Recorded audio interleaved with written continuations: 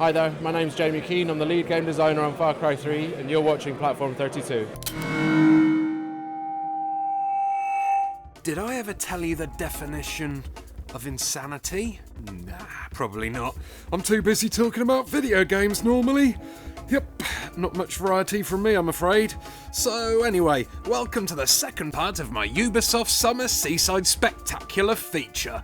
In this part I'll be checking out one of my most wanted games of 2012, Far Cry 3.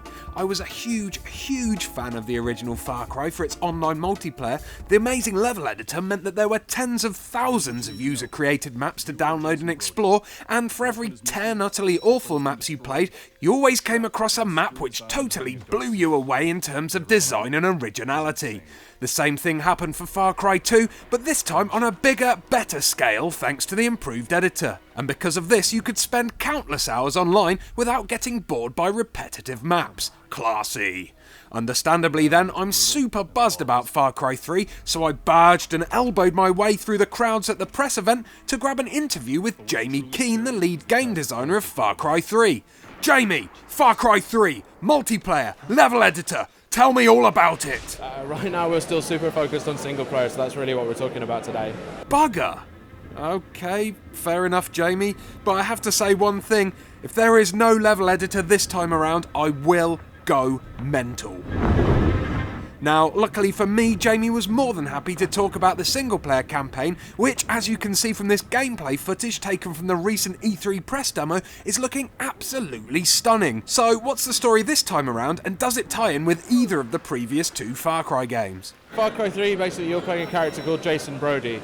You're trapped on this mysterious island, your boat's been destroyed, your girlfriend's been kidnapped, and everybody that you're running into now has got a real heavy vein of insane going on with them, definitely. We wanted to kind of take on a lot of the authenticity of the Far Cry world and really pick the moments that we feel really kind of work for the Far Cry universe.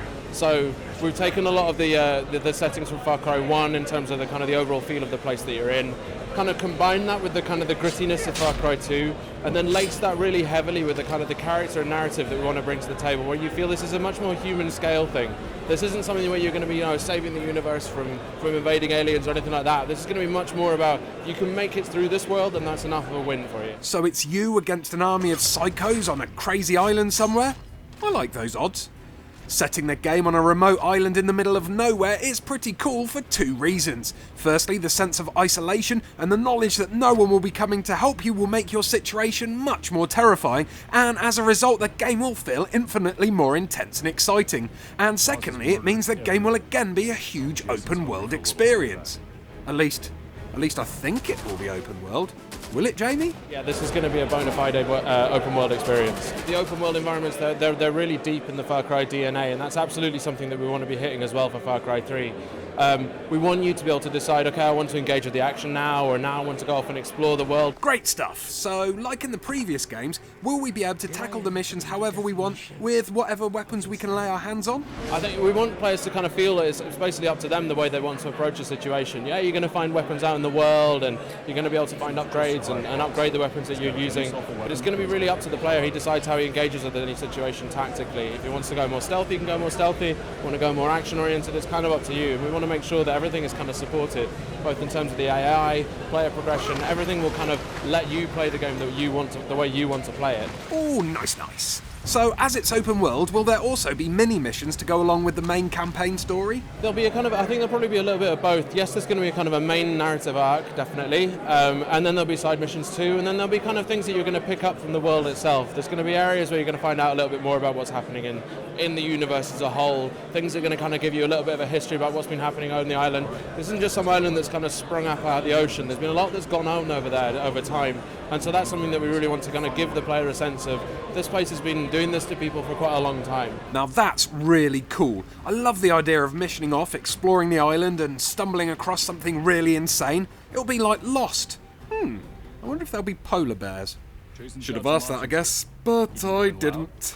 Instead I asked if vehicles would be making a comeback. Vehicles is going to be a really, really important part of the experience, and it's something that we haven't really gone out with it yet, but it's definitely going to form a really key part of the experience. It's something we really want to take from Far Cry 2 and really push on to make sure that we're kind of delivering everything across the board.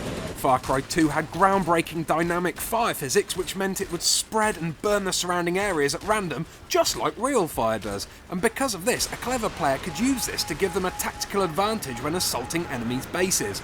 Will the realistic fire physics be making a return in Far Cry 3? Yeah, I mean, the fire will be back again. I mean, hopefully people will be pleased to hear about that. It's something that we're really excited about delivering.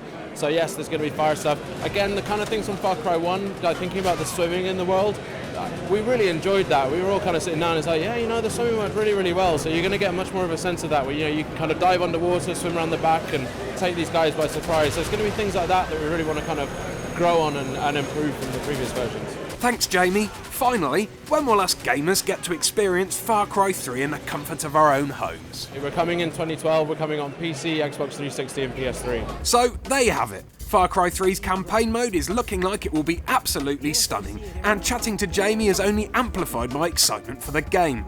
Now, if only they'd tell us about multiplayer. Please don't leave out that level editor, because that would be the definition of insanity. Anyway, before I go, here's some final words from Far Cry 3's main villain, Vaas. He's an awesome character, very creepy and utterly psychotic. I can't wait to see more of this guy, and if the game can keep this viciously dark, twisted edge to it, Jason Brody's fight for survival looks set to be an utterly thrilling one, and a definite day one purchase for any self-respecting FPS fan. The thing is, alright, I killed you once already. And it's not like I am fucking crazy. It's okay. It's like water under the bridge. Did I ever tell you the definition of insanity?